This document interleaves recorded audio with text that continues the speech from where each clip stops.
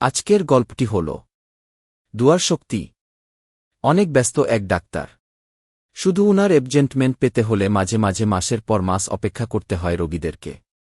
খুবই ব্যস্ত থাকেন তিনি। উনাকে প্রায়ই প্লেনে করে এক জায়গা থেকে আরেক জায়গায় যেতে হয় চিকিৎসার কাজে। একদিন তিনি প্লেনে করে যাচ্ছিলেন। হঠাৎ করেই ঘন কালো মেঘে ঢেকে গেল সারা আসমান। বজ্রপাত, বৃষ্টি এবং ঝড় হাওয়া শুরু হয়ে গেল। তখন হঠাৎ করেই প্লেনের ইঞ্জিনের সমস্যা দেখা দিল এবং সেখানের কোনো এক এয়ারপোর্টে আমাদের প্লেনকে ল্যান্ড করতে হল। যে এয়ারপোর্টে নামল সে জায়গাটা ছিল শহর থেকে অনেক দূরে, এবং সাথে সাথে ইঞ্জিন ঠিক করার জন্য দক্ষ কারিগর সেখানে ছিল না। অপেক্ষা করা ছাড়া আর কোনো উপায়ও ছিল না। কিন্তু তার জরুরি কাজ ছিল যেখানে পৌঁছানো তার জন্য খুবই জরুরি। তিনি ক্যাপ্টেনকে জিজ্ঞেস করলেন, কতক্ষণ অপেক্ষা করতে হবে? ক্যাপ্টেন বললেন, ঠিক বলা যাচ্ছে না, কিন্তু অনেকক্ষণ অপেক্ষা করতে হবে। আমি বললাম, কিন্তু আমার তো সেখানে পৌঁছা খুবই দরকার।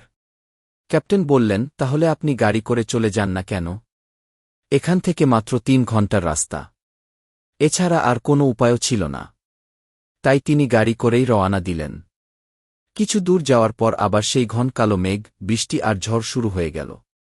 যেহেতু গ্রামের মাটির রাস্তা, তাই বৃষ্টির কারণে গাড়ি নিয়ে এগিয়ে যাওয়া সম্ভব ছিল না। কারণ বৃষ্টির কারণে রাস্তায় এত কাদা হয়ে গিয়েছিল যে গাড়ির চাকা কাদার মধ্য দিয়ে চলছিল না। তখন কিছু দূর সামনে একটা বাড়ি দেখা গেল।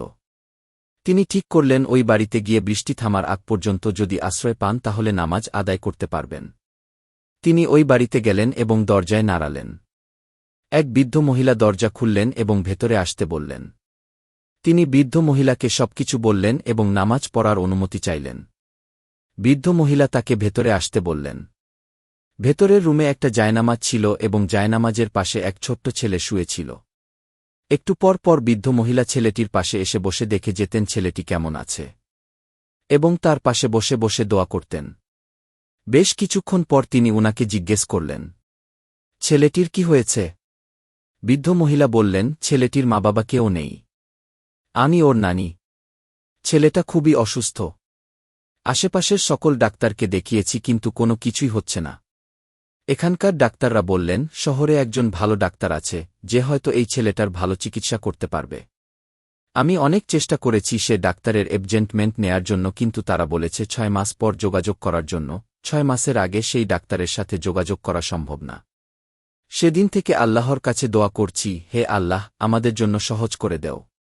ছেলেটা অসুস্থ, হে আল্লাহ, আমাদেরকে সাহায্য কর। তখন তিনি জিজ্ঞেস করলাম, সে ডাক্তারের নাম কি? বৃদ্ধ মহিলা বললেন, ডাক্তার ঈশান। এই কথা শোনার সাথে সাথেই ভদ্রলোক কাঁদতে শুরু করলেন। বৃদ্ধ মহিলা তাকে কাঁদতে দেখে জিজ্ঞেস করলেন, আপনি কেন কাঁদছেন? কাঁদতে কাঁদতে ভদ্রলোক বললেন, আপনার দোয়া আল্লাহ কবুল করেছেন। শুধু আপনার দোয়া আল্লাহ কবুল করেছেন বলেই এই ঝড়, বৃষ্টি, বজ্রপাত এসে আমাদের প্লেনকে থামিয়ে দিল। তারপর যখন গাড়িতে করে যাচ্ছিলাম তখন আবার সেই ঝড়, বৃষ্টি আর বজ্রপাত আমাকে এখানে নিয়ে এসেছে। আর আপনাকে প্রশ্ন করার সাথে সাথেই বৃষ্টিও থেমে গেছে। ডাক্তারের কথা শুনে বৃদ্ধমহিলাও কাঁদতে শুরু করলেন।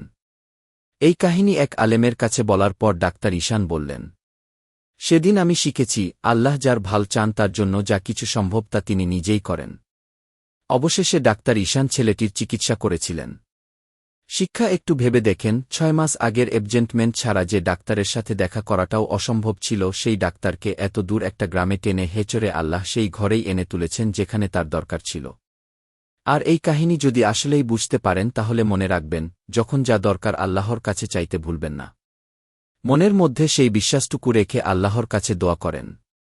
ইনশাআল্লাহ আল্লাহ আমাদের নেক দোয়া কবুল করবেন। সূত্র মুফতি ইসমাইল মেনক। এমন শিক্ষণীয় ভিডিও দেখতে আমাদের চ্যানেলটি সাবস্ক্রাইব, লাইক দিয়ে পাশে থাকার অনুরোধ রইল।